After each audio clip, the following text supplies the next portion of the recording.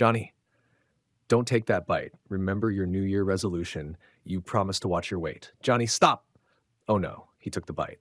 Anyways, sit down. Let me tell you a quick story I found on Reddit. Before that, quickly give this video a like, subscribe, and turn on that city bell. All right, let's do this. I work at a funeral home. Some of the dead bodies are smiling. One, for the past 2 years, I've been working as a mortician at a funeral home in a small town. I actually love it here. I listen to lots of audiobooks. My boss is great, and I don't mind the company of the dead. They're quiet and they're not trying to sell me something, which is a lot more than I can say for most of the living. I also feel like preparing the bodies for burial is an act of respect, a service to the community, something that gives my life meaning. Without a doubt, working here was the best job I'd ever had until we started getting the smiling corpses. I don't know when it started exactly. 3 weeks ago, I think, although time has been passing strangely since it all began. When it started, of course, not all the bodies were smiling. It was just one or two. Then we started getting more and more of them, and everything began to spiral out of control. To be clear, yes, I know that sometimes the deceased appear to be smiling slightly. Sometimes their facial features are built that way, sort of a resting happy face. Sometimes we even turn their lips up a little to make their faces seem more familiar, more alive, instead of the cold mask of death. But these bodies weren't smiling slightly. No, they were full-on grins, stretching dead skin to the corners of their mouths. They were grotesque. The first one came on a cold, rainy day. Her name was Amber, and she was 31 years old, much younger than the bodies I usually worked with. She died of a sudden blood clot. As much as I liked my job, I hated dealing with the younger ones. Before I even unzipped the body bag, I was imagining the small children she may have left behind. The aging parents, grieving their daughter, the friends and family mourning a life gone too soon. I extinguished the thoughts and got to work. I turned on the light, rolled the steel bed a little closer to me, and reached for the body bag zipper. But when I unzipped her, I froze. She was smiling. Her lips were pressed tightly together, covering her teeth, and the corners of her mouth sharply curved upwards. An expression like that wouldn't just require you to move your facial muscles, it would require you to hold them like that. I quickly unzipped the rest of the bag, but she was definitely dead. Her skin was as white as marble. Her eyes were closed. Her lips were blue. What the fuck? Maybe she was somehow alive? Hands shaking, I gently touched her lips, then her cheeks. Her skin was so cold. I reached into the body bag and pulled out her bony wrist, checking for a pulse. There wasn't any. Now, if I weren't a mortician, I'd be thinking, no big deal. She died smiling and rigor mortis set in. But I knew that was impossible. Rigor mortis takes hours. If she died smiling, her face would naturally relax into a neutral setting before everything went stiff. I stood there, my head spinning. There was no way she was alive, but there was no way she could be grinning like this. Dead. Not knowing what else to do, I called my boss in. He looked just as confused as I was. Maybe she had some sort of deformity, he said, and this is her natural expression. I don't think so.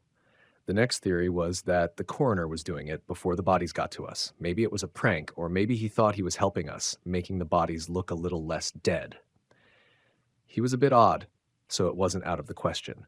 But even if he made them smile, the smile would fade before they got here, I pointed out. That kind of smile, with her lips covering her teeth like that, requires the muscles to stay flexed.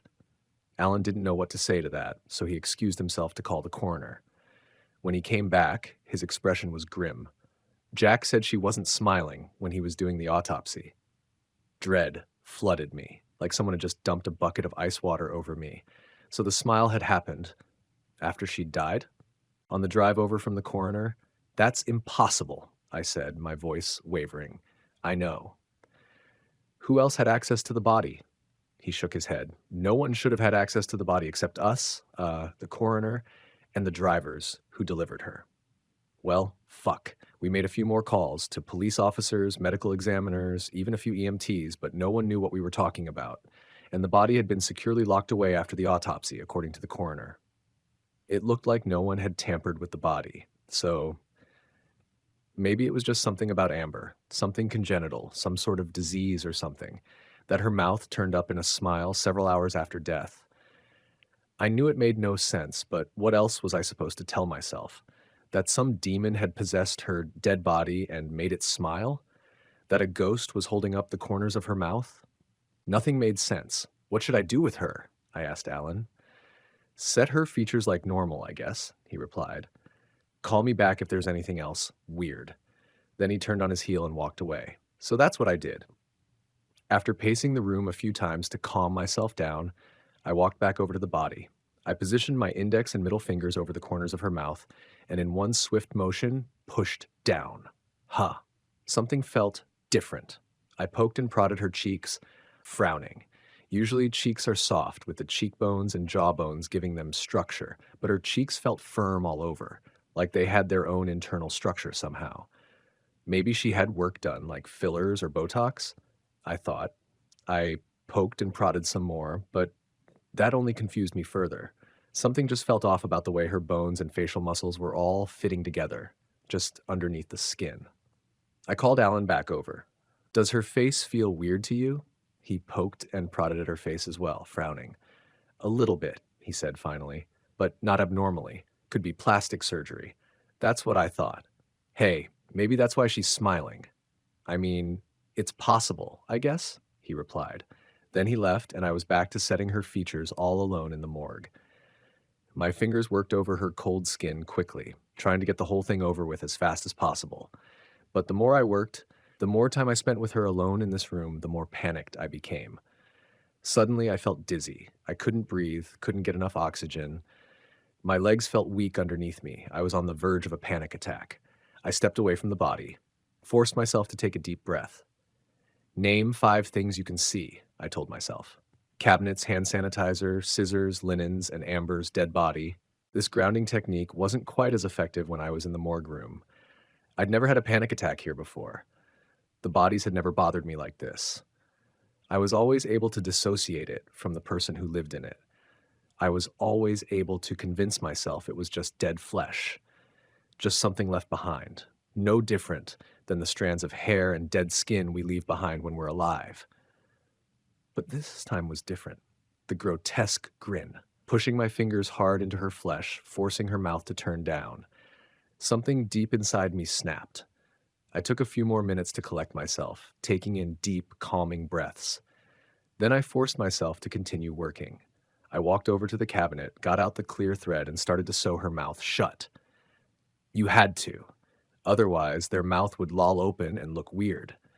I'd forgotten to do it once, and it was the only time Alan yelled at me. But as I worked on the stitches, I couldn't stop picturing Amber's grin. And I felt like there was more resistance from her lips than there should have been. Or was I imagining it?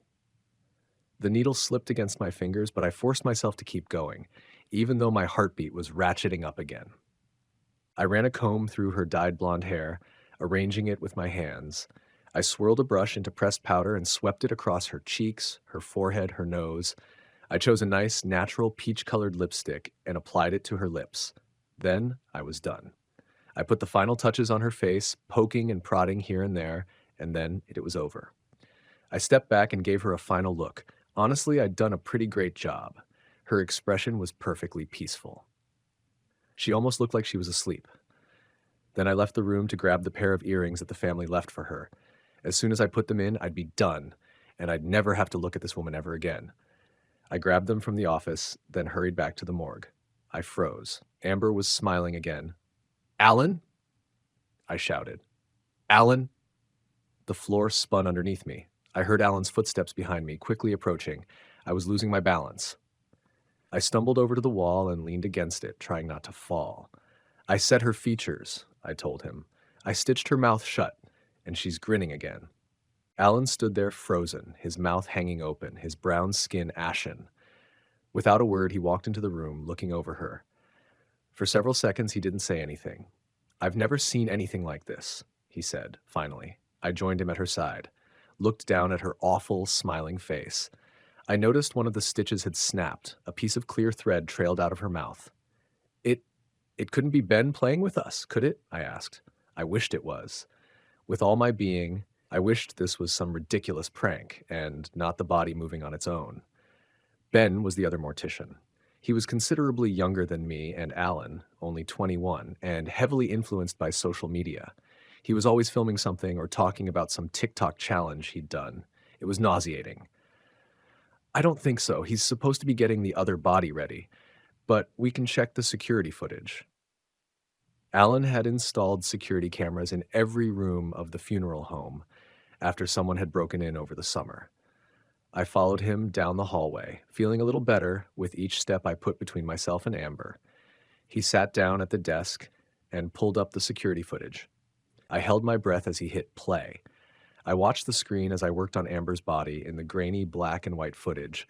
I watched as I left to get the earrings. The door swung shut. 1 second passed, 2, and then it happened. The corners of Amber's mouth yanked up, like they were attached to fishing line that had suddenly been pulled taut. "What the hell?" Alan said. That can't happen, can it?" I asked, my voice shaking. "No, there's no way that can happen." Dead bodies move after death on occasion. Twitching is common, caused by the release of chemicals left over in nerve endings. Decomposition can also make the body move. I'd read an article about a man whose arms had stretched straight out at his sides weeks after death because of decomposition. But this wasn't decomposition, because she'd been, presumably, stored properly since her death. And this wasn't a random twitch either. It was a grin. I'd read somewhere, in some inspirational article somewhere, that it took only 12 muscles to smile and many more to frown. That meant all 12 of Amber's facial muscles were working in concert, making and holding a smile. It made no sense. Alan rewound the footage, playing the footage over and over again, muttering to himself about rigor mortis and other medical jargon. But I couldn't sit there and keep watching it. Each time I saw that grin yank up again, I felt like I might vomit. I left the office and hurried back to the morgue. I wanted Amber gone.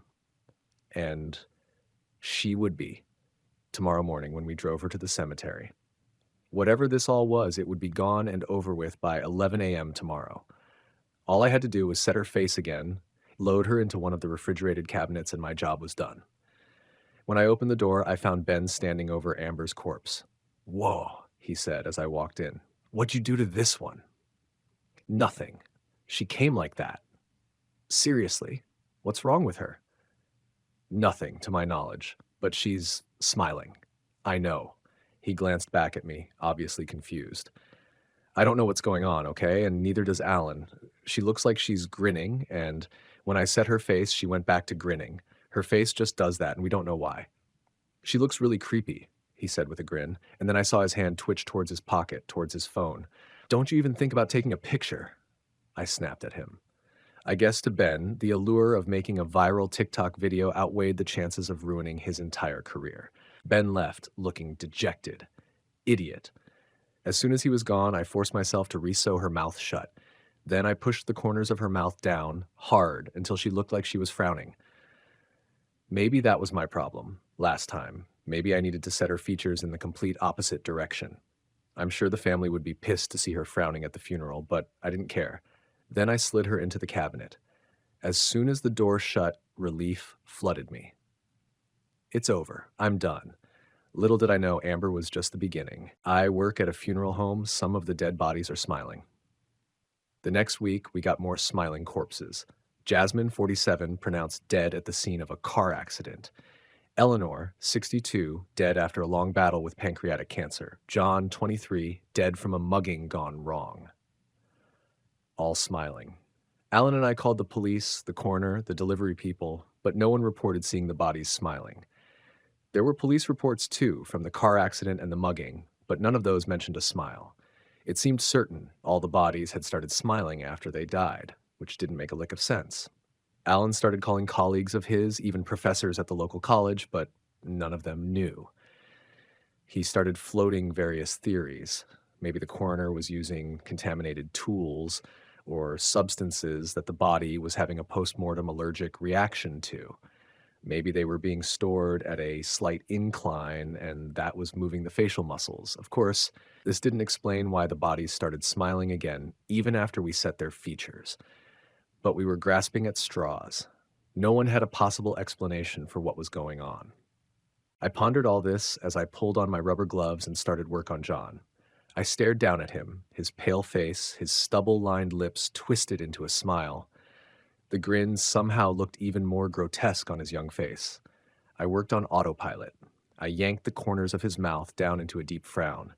Then I grabbed the clear thread and, steadying my shaking hands, plunged the needle into his lips. I used double the number of stitches. Maybe that would stop the smile from reappearing. Because despite all my work on Amber's face, her smile had reappeared. We'd gotten an irate call from her sister at the funeral. "Hey, Sam, can you come here for a second?" Ben asked from the other side of the morgue. Sure." I followed him over. He'd been working on another smiling body, an older woman in her 50s or 60s. I didn't remember her name, as Ben had been in charge of her. "Her file says she was 160 pounds when she died," he said, "but she feels really light to me." I grabbed her by the shoulders and shifted her on the table a little. Yeah," I replied. "She does feel a little light." I grabbed her by her midsection and shook her a little more. Ben was right. If I wasn't looking right at her, I would have guessed this woman was no more than 100 pounds. "Let's weigh her again," I said. Maybe the coroner entered the wrong weight. So we rolled her onto the scale. When the number came up, my heart dropped. 97 pounds. There's no way this woman is 97 pounds, I said. "I know." I stared down at her. Slightly taller than average, with an average physique. She'd have to be rail thin to be 97 pounds, if she could even get to that weight at all. Ben told me he'd discuss it with Alan, and then continued preparing her for burial. I went back to working on John. I tried to not even look at his face, just focusing on getting him ready, like it was as mundane as sweeping the floor or folding clothes. But then, as my hands worked, I had a moment of clarity. 5 smiling corpses had come in now. If it were just 1 or even 2, maybe it could be explained away as an allergic reaction or a deformity or whatever Alan's theory of the day was. But 5? When, as far as we knew, this had never happened before? There was really only one explanation that suddenly hit me like a ton of bricks. Something was infecting them. Maybe some sort of parasite or bacteria. Maybe in the town's water supply. I suddenly had the mental image of a pale, leech-like creature slithering around in John's mouth, stretching his lips into that hideous smile. Then something even worse occurred to me. If I touched their faces, was I now infected? Panic set in. My mouth felt itchy, or stiff, or something. I left John on the table and ran to the bathroom. I washed my hands over and over again. Of course, if it were infectious, it was probably too late. But I had to do something. Of course, when I got back to the morgue, John was grinning again. The stitches had snapped and a single drop of blood coated his lips. Fuck, fuck, fuck. I stared down at him, my entire world tunneling down into a single focal point, his mouth. I had to look inside his mouth and make sure there weren't any squiggling, writhing leeches in there. Holding my breath, I pushed my fingers into his mouth and yanked his jaw open. No. For a split second, I thought I saw a flicker of movement in the darkness of his throat. I grabbed my phone and turned the flashlight on. Hand shaking, I lifted it over his mouth and peered in. Nothing was there. I shone the flashlight all around, even lifting his lips to look at his gums and teeth, but I didn't see anything. I let out the breath I'd been holding. Get a grip. I closed his mouth. Then I forced myself to take a few deep breaths, slowly letting them out. Everything is fine. Stop scaring yourself. Calm down. I re-sewed his mouth shut, even though I knew it was probably futile. My entire body was shaking with tension, and I needed something to keep busy. As I worked, though, I noticed something else odd. Hadn't John died in a mugging gone wrong? Hadn't he been stabbed? Yet his pale skin was as perfect as porcelain. No purple bruises, no stab wounds as far as I could see.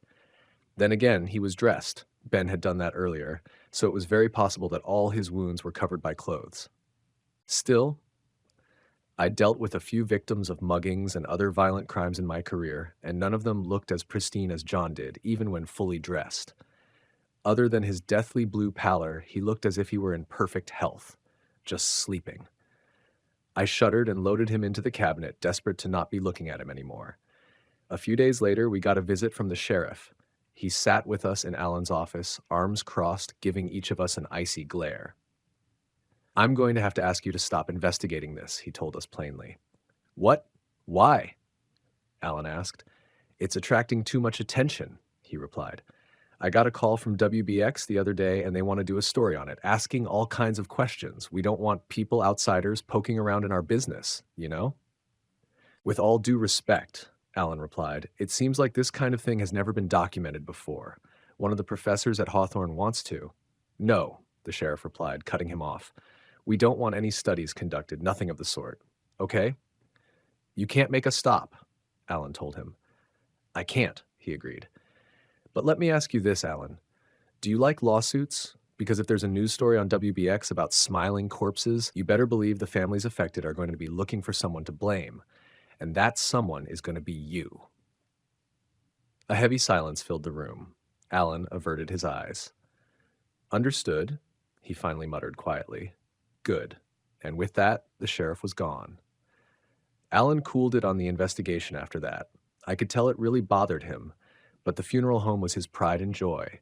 He'd bought it from the Moyners several years back, and he'd turned it from a small operation to one of the biggest funeral homes in the county. He didn't want a scandal or lawsuits more than anyone, so he shut up. We continued to receive more smiling corpses. We stayed quiet about it. Allen ordered some sort of industrial strength adhesive, and when we used that on the lips instead of the thread, it seemed that the smiles didn't come back.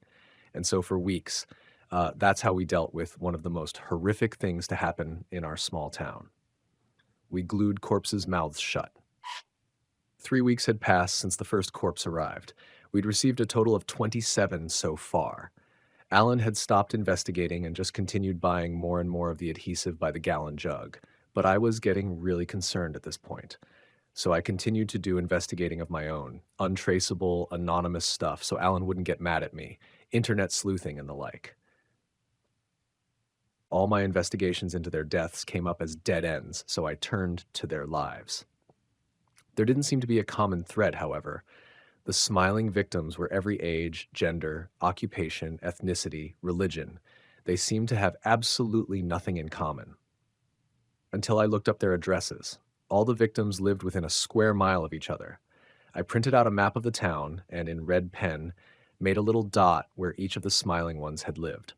They formed a cluster on the west side of town, with several of them coming from the same street, the street bordering the woods of the state park. I uncapped the red pen and wrote the date above each dot. Not necessarily their death date, but the date we'd received the body from our internal records. That's when I came to a horrifying conclusion. The first several bodies, including Amber's, had come from that street. The next bunch had come from the streets surrounding it. The most recent ones, however, had come from the areas furthest from that street. In other words, it was spreading. The nexus was that street, with the smiling corpse spreading outward toward the rest of town, like some sort of viru. What hell? The three most recent one had come from only a half-mile away from the funeral home. I explained all of thee to Allen in high office in a near whisper, with the door closed. It's spreading, I said, pointing to the map. You're not supposed to be looking into thy, he said angrily, although I had a feeling high anger were more about the sheriff than about me. Look, I'm sorry, okay? But now that I know we have to do something. Do what exactly? Tell the police, like they would actually help you. He scoffed. And it doesn't seem like it's actually harming anyone. Clearly, it's not killing people, because all of them had a legitimate cause of death. Like a lot of the smiling bodies, they're from people who died of cancer. So what? Thy thing is causing cancer. I don't know, but this isn't a coincidence.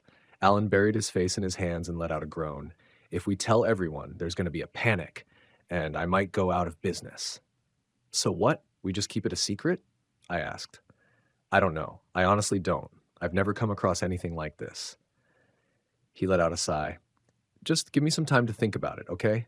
A few days. We'll figure something out. I left his office disturbed. Allen always did the right thing, even when it meant his business suffering. I remember last year, our car had gotten into an accident while transporting a body, and it had gotten a little damaged. He could have easily said the bump on her head was there when the body arrived, or tried to cover it with her hair and hoped they didn't notice. But he told them the truth, that we didn't package the body correctly, and there was an accident.